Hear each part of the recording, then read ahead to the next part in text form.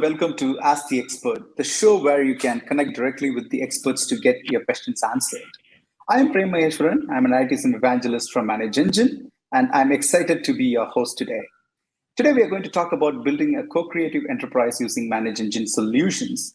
With me, I have Ramanas Prabhu, Head of Support, Unified Endpoint Management in ManageEngine.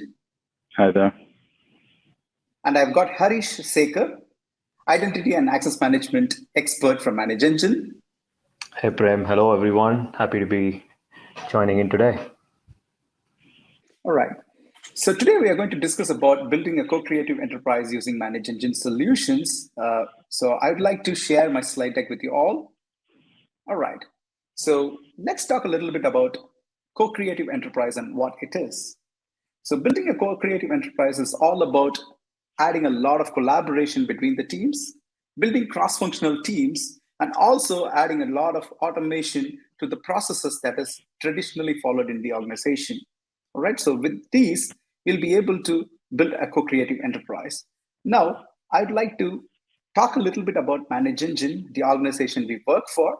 ManageEngine is the enterprise IT management division of Zoho Corporation. It's a privately held, profitable organization since inception. Zoho has three lines of businesses. Zoho.com, under which we develop applications for businesses, collaboration, and productivity. ManageEngine is the enterprise IT management solutions division of Zoho Corporation. And WebNMS is the IoT management framework, which is the oldest line of business. ManageEngine tries to cover the entire IT spectrum. We have different verticals to address different problems in the IT management. We have got IT service management solutions, unified endpoint management solutions, IT security, identity and access management solutions, IT operation management, advanced analytics, and so on.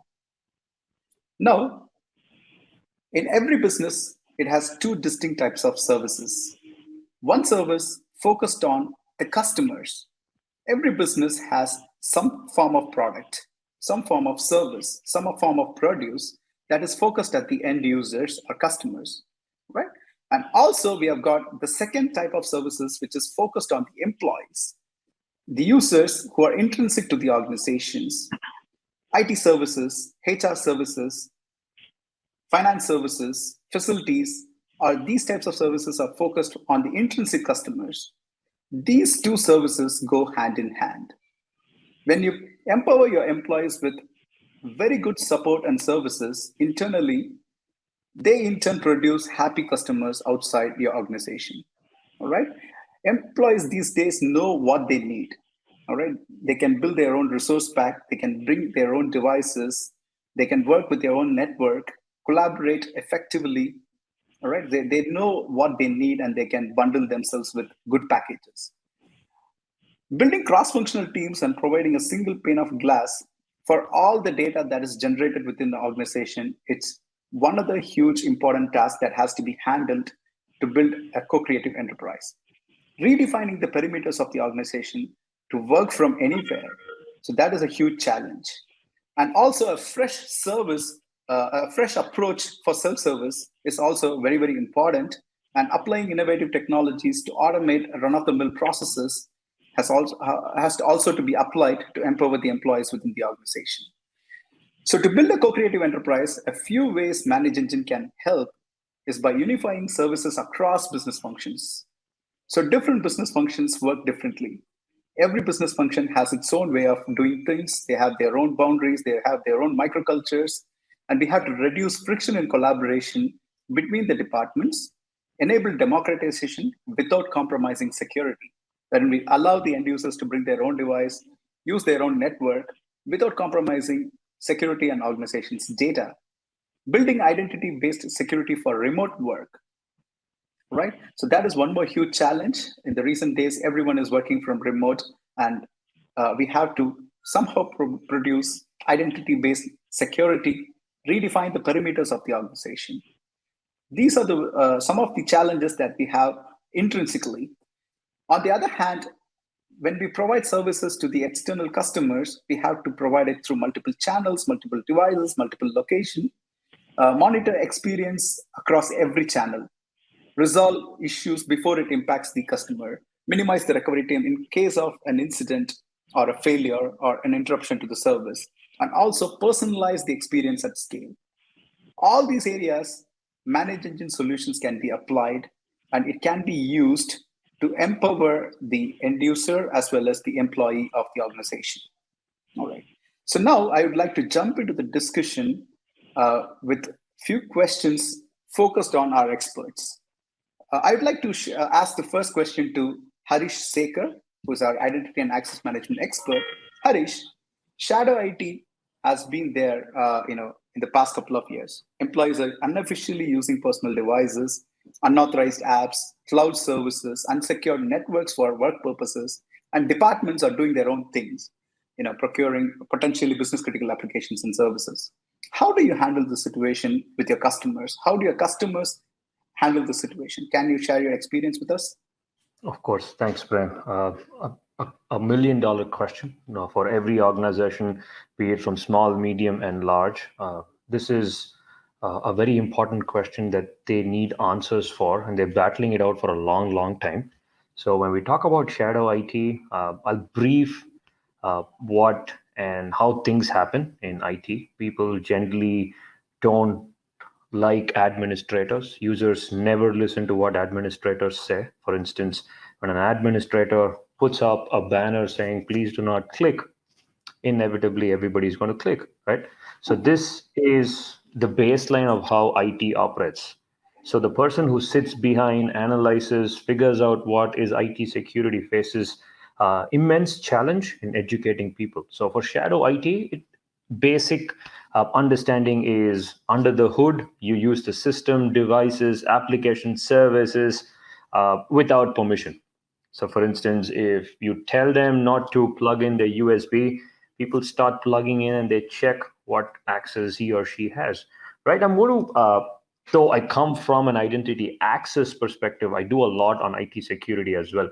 So I want to blend these two questions together, and especially with work from home, COVID situations, people are working from home, their endpoints are all at their comfort of their homes, and they're not connecting to the domain, mind you, they're all connecting to their home network. So back in the days, if I had to touch a resource, I had to get onto the domain. And of course, there were protocols and policies in place where I had firewall, I had which user can touch what resources. At least I had the perimeter covered, right? So the data stays within, and whatever could happen was happening through inside, which is a different ballgame. I'll get to that later, but not now.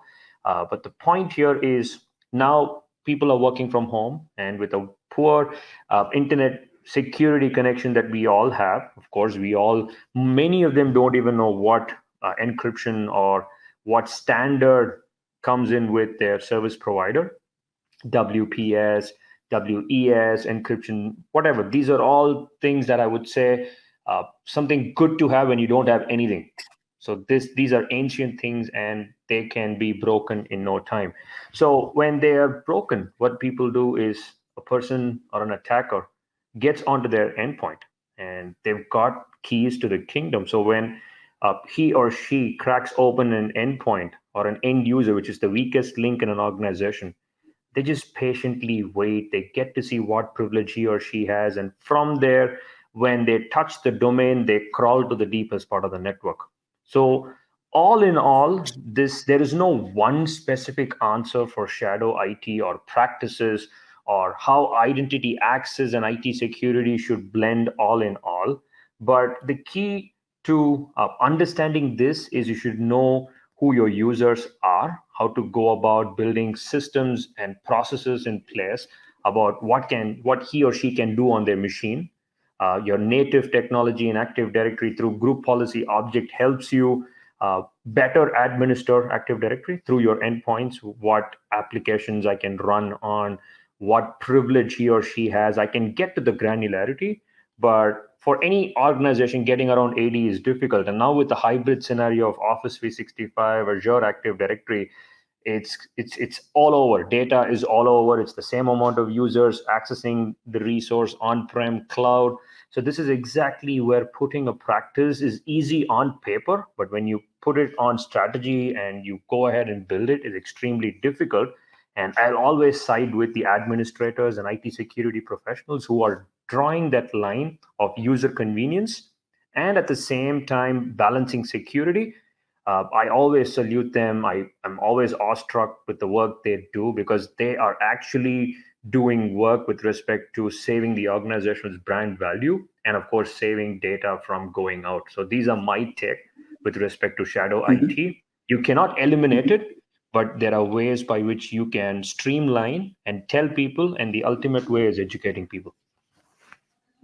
Wonderful, wonderful, Harish. And there is always a fine line between security and freedom, right? Of So if course, you tighten the security, there'll be a lot of difficulties. And when you have a lot of freedom, there'll be security compromises.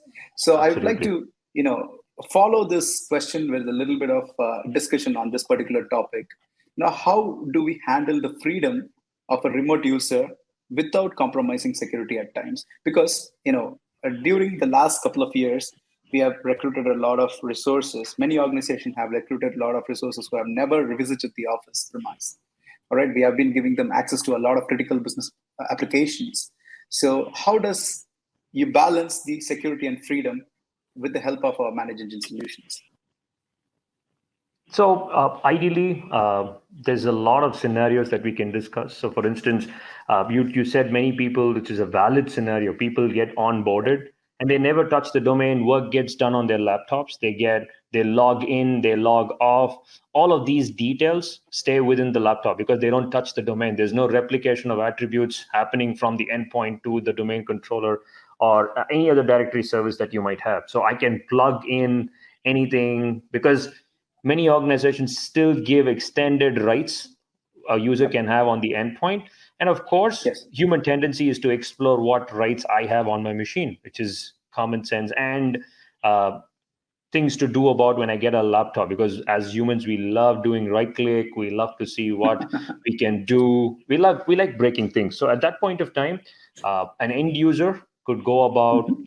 getting to know who they are, and if they know a little bit of scripting, very little, you don't even need to be a 2 out of 5. You can get some Mhm. scripting knowledge online, and they can, Mhm. with least privilege, he or she could go about uh, doing a lot more. So these are all things on IT security perspective. So how could you run this situation and maintain freedom and at the same time security is first identifying your business process. Mhm. What does your business stand for? And from there, what should your users do? Because your internal employees are just a brand value of your customers, right? So your data is important. So you cannot be giving them more rights or forgetting what privileges you've given them.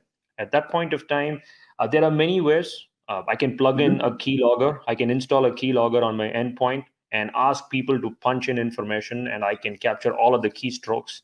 And organizations are struggling right now because they're not touching the domain. And this is where solutions from ManageEngine help the native platform, where from these logs from the endpoints can be pushed onto a centralized server and data can be collected. So I get to know what's happening on the endpoint these days, like log in, log off, with respect to data leak, copying and deleting files, moving files, manipulating data, and then, of course, any changes done to the endpoint with respect to registry entry or Windows log, security log. So this is exactly where organizations' cybersecurity strategy needs to have a SIM solution. With a SIM, you can Mhm. work backwards, and of course, with user prediction, you can move a bit forward as well. And with these two in balance, you can strike a Mhm. chord between freedom and security. Wonderful. Okay, so that's a great answer, Harish. Now, I'd like to extend a little bit of that, especially about end user devices to Romanus. Organizations who are not prepared with mobile accessible devices now suddenly have to like mass migrate to laptops, mobile endpoints to enable them to work from home. Especially many financial institutions that I know heavily relied on on-premise devices. Now suddenly they have to make a quick shift. Now, how did organizations who are our customers handle the situation? Can you share your experience with us, Romanus? Sure, Prem. Um, Endpoint management was the scariest thing when this lockdown started. And I agree. I'm sure that every administrator, CIO would agree this, right? So it was a nightmare. So I'll start from where you and Harish had a discussion. It's a challenge between productivity versus security, right? When all the endpoints were within the perimeter, right? You had every control and you have the freedom to do your security patches or misconfigurations or removing unwanted things or checking even the endpoints at your leisure because you are within a secured perimeter, right? You have more controls. You had IDS, IPS, or other things which were there safeguarding your endpoints.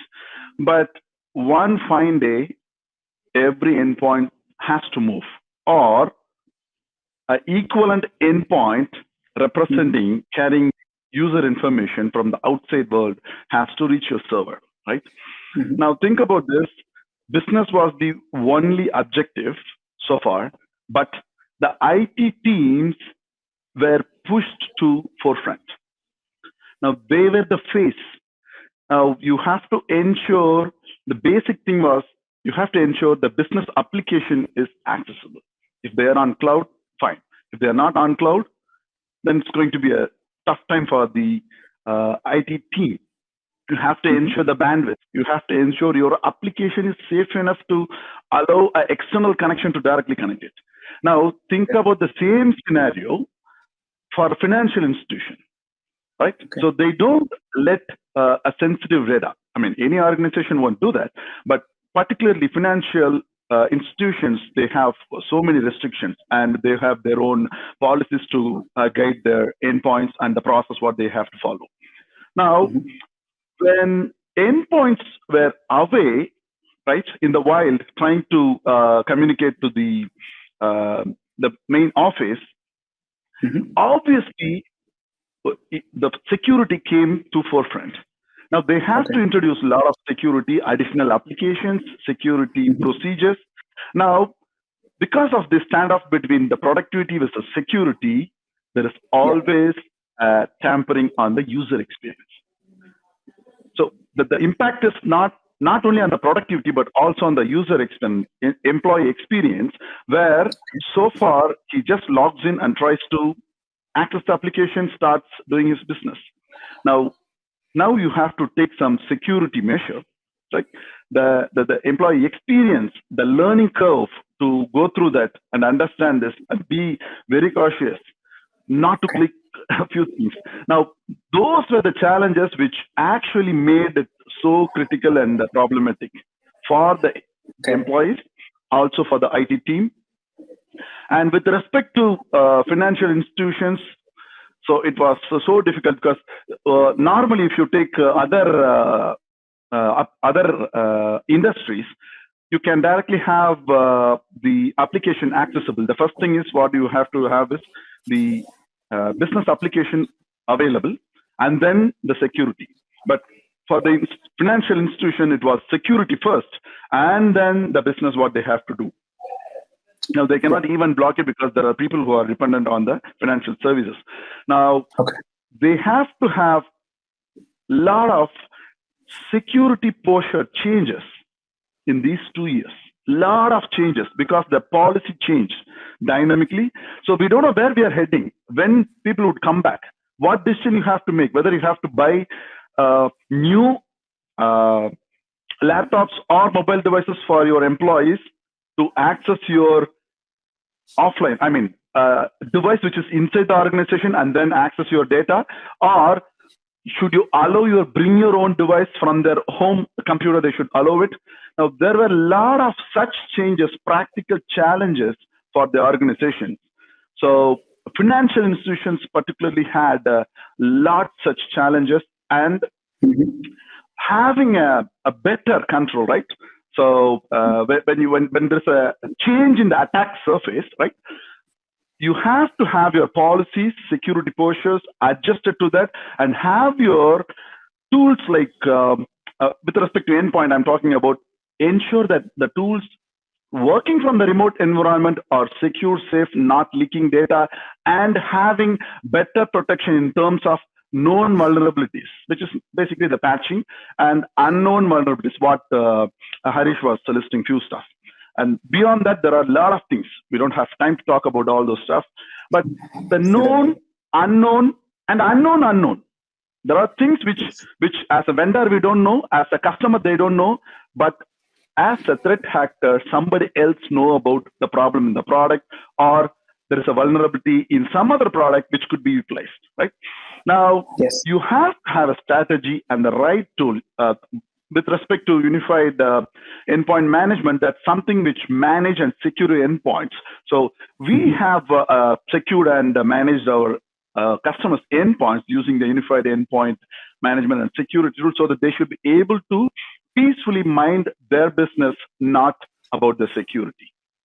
So that's something that I would like to share. Thanks, Romanus. Yes, of course. Yeah, many organizations allow using enterprise devices also for their personal use. All right. So these type of hybrid devices carry both enterprise data as well as personal data, and that poses a lot of threat.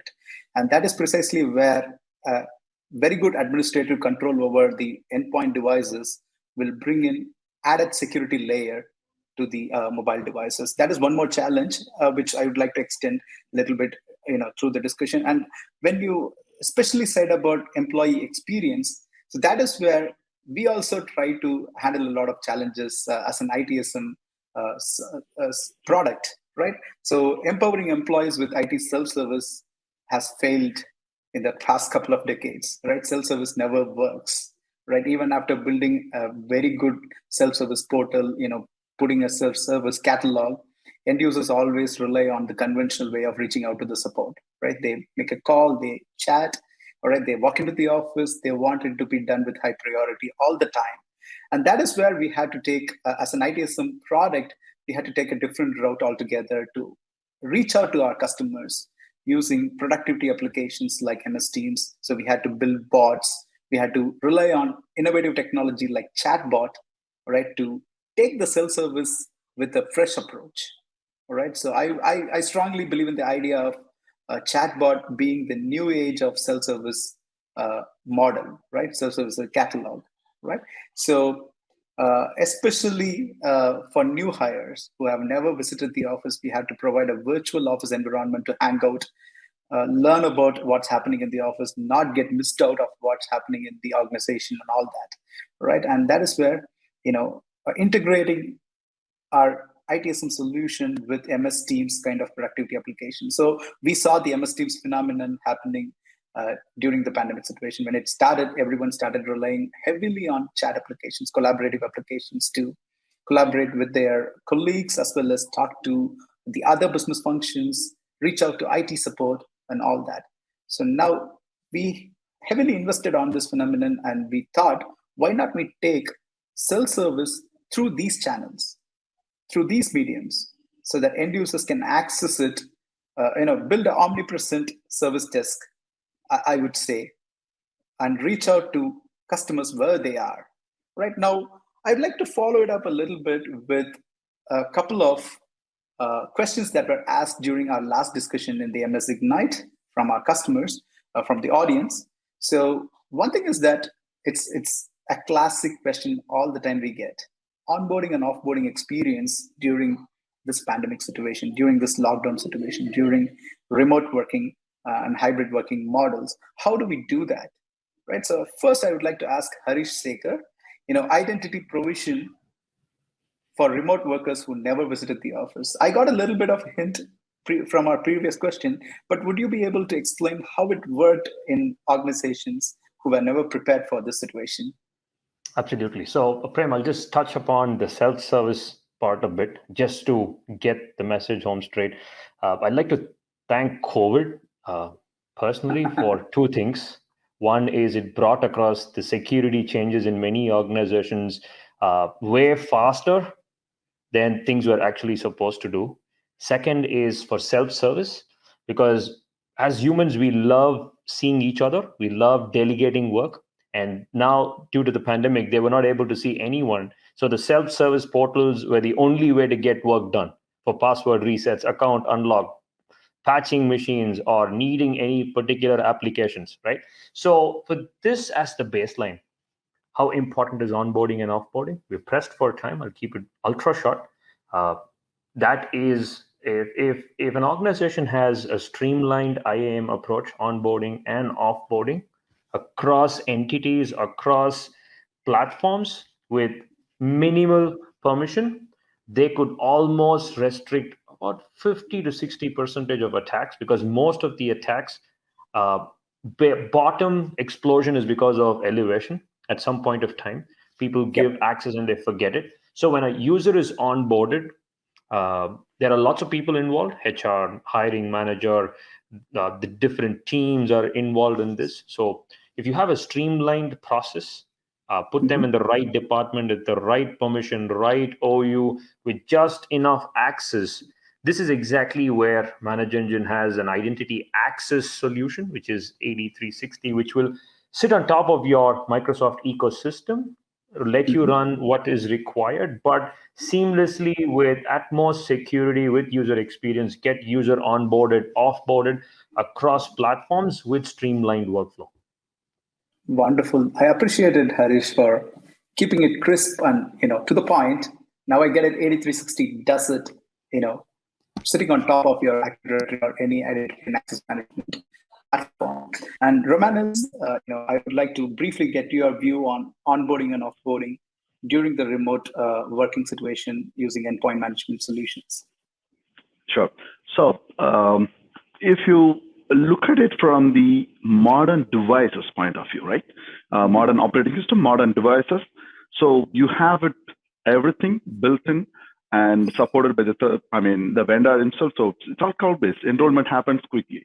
But the real challenge was people who have had the legacy devices and they want to continue that, right? So that's where a lot of challenges and people struggled. Once you have to have your new employee or someone who's coming new to the environment have to be given with a device and then enrolled, and that device has to have the standard security settings or security postures that you have defined for your endpoints.